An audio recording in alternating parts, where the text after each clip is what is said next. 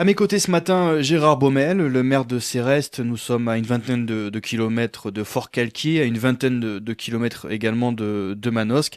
Gérard Baumel, bonjour. Bonjour. 1300 habitants, Oui, à c'est peu près. actuellement à peu près là, puisque l'INSEE est en train de faire le recensement, on en saura un petit peu plus d'ici quelques mois.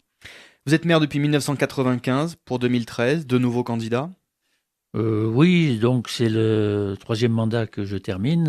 Effectivement, bon, je pense que j'ai envie et j'ai cette volonté de servir mes concitoyens et puis de continuer à être utile pour ma commune. Vous allez demander le soutien d'un parti politique. Non, je n'ai jamais demandé de soutien de parti politique depuis que je suis candidat à Cérès pour les élections municipales, en tout cas, tout simplement parce que on est une petite commune, tous les gens se connaissent, il y a des bonnes volontés de partout. Et puis ce qui compte, c'est de former une équipe, justement, de gens qui veulent se rendre utiles, qui veulent apporter leur pierre à l'édifice. Et il y en a beaucoup dans tous les secteurs politiques, je pourrais dire, et que finalement, nous arrivons à former de bonnes équipes comme ça. Vous allez repartir avec la même équipe.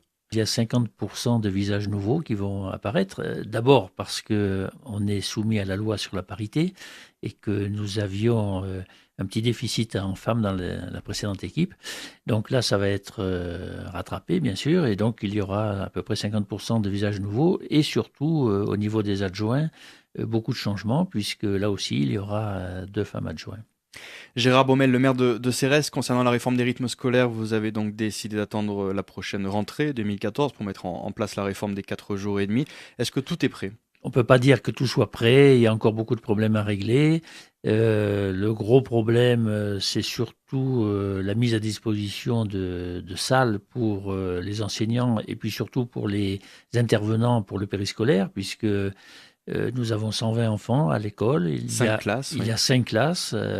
On a 2 locaux supplémentaires qui peuvent être mis à disposition. Ça fait donc que 7 emplacements. Et c'est un petit peu juste pour que les activités se fassent avec les nombres d'élèves qui sont prévus par les textes. Et concernant les intervenants, Pour ça les va in- être de la garderie ou vous allez réussir vraiment à proposer Alors, des... pour les intervenants, ben, on va quand même essayer de faire notre maximum avec quelques intervenants qui se sont déjà proposés. dans le cadre Mais du milieu associatif? alors, beaucoup dans le cadre du milieu associatif, tout à fait.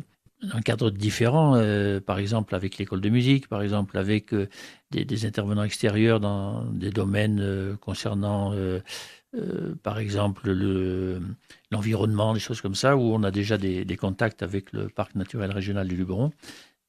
Mais il y aura certainement aussi de la garderie parce que financièrement, c'est un coût difficile à supporter.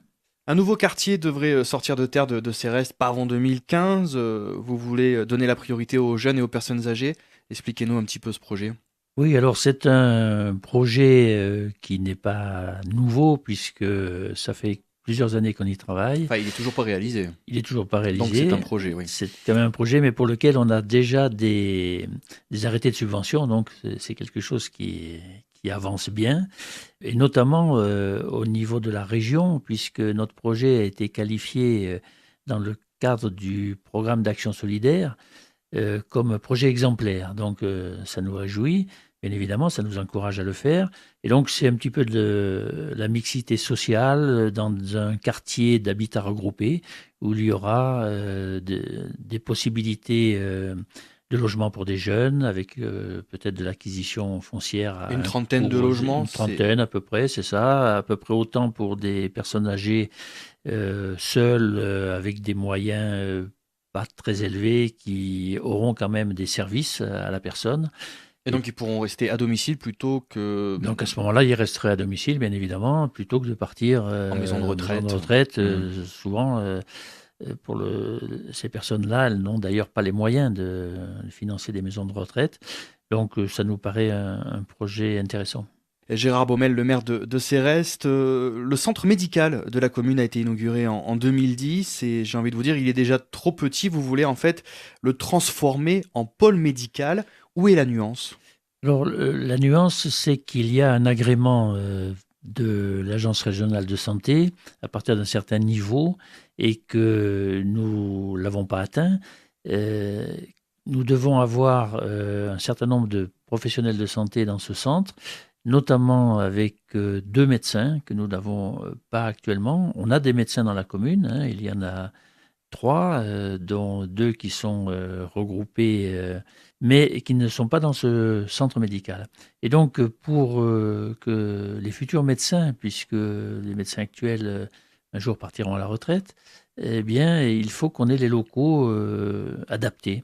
Et le projet donc est en train de se réaliser d'agrandissement avec l'achat d'un bâtiment qui touche le pôle actuel et qui va nous permettre de rentrer dans les normes de l'ARS et puis de pouvoir bénéficier aussi d'aide de l'État, ce qui est quand même intéressant. On pense que ça pourrait démarrer en 2015 et 2016 et que les médecins pourront s'installer à ce moment-là. Merci beaucoup Gérard Baumel d'avoir été avec nous aujourd'hui, maire de Céreste, merci. Merci beaucoup à vous.